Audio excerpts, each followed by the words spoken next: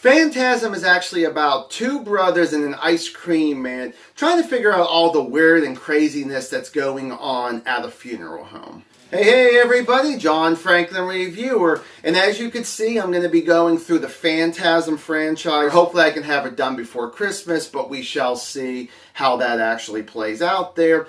So, Phantasm, is this actually a good franchise or not? In my opinion, yes, it is a good franchise. It's actually a fun franchise here. And how I actually kind of got into this, because I never heard of this franchise before, maybe I'd say about 5-6 years ago. I was watching someone on YouTube and they were going through the entire franchise.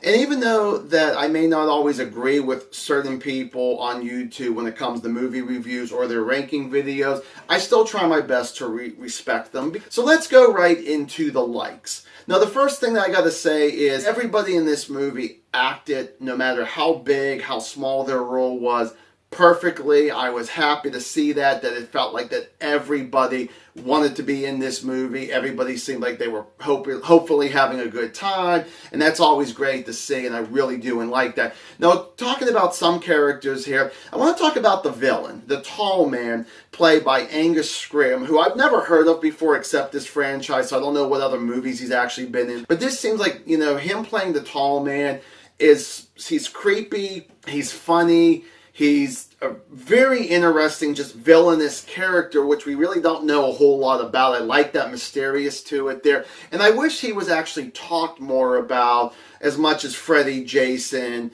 Chucky, Michael Myers, Leatherface, all those other ones. And I feel like he's really an underrated villain, probably let alone an underrated actor too, I'm going to take a guess here. So another character I want to talk about is Michael, and I believe he's played by Michael Baldwin. And the thing is, he's a child actor, and I'm not always the biggest fan when it comes to child actors. Sometimes you have to kind of forgive them because they're a child actor, but you're still in a somewhat big budget movie, and it's like he does such a good job. He's fantastic as one of the two leads there. He goes through a decent amount of hell in this movie. He's very smart when he needs to be. He's very clever, which is actually good in certain scenes. I want to also talk about his older brother, Jody. Now, the thing that I like about this character, he's cool, calm, and collect throughout this entire movie, even with all the craziness that's actually going on. And I actually do like that about this character.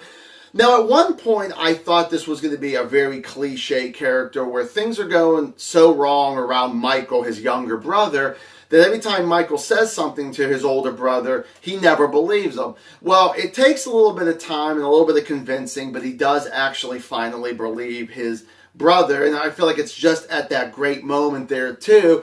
And that's what I like about characters like that, where it's like, okay, is this going to be one of those cliche characters? They're not going to believe him. You know, the older brother's going to end up dying. What exactly is going to happen? Well, I won't actually say what happens to the brother if he does make it through this movie or not, but I just kind of like that where, okay, he didn't believe him at first. He shows him proof. He actually does believe him.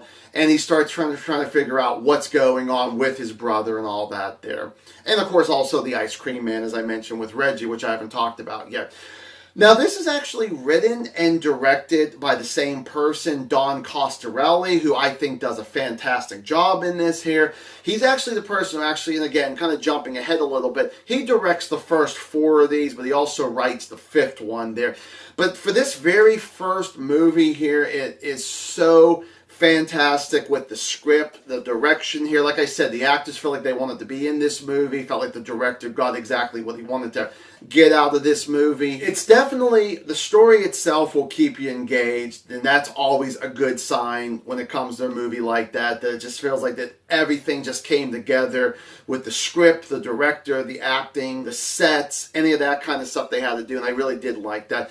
Also, another thing is that even for a movie that came out in 1979, there are still some very creepy moments. And that's, again, another good thing where I'm like, so a movie that's about almost 45 years old can still creep you out, even if it's just moments of it. That's when you know it's still a good classic movie there.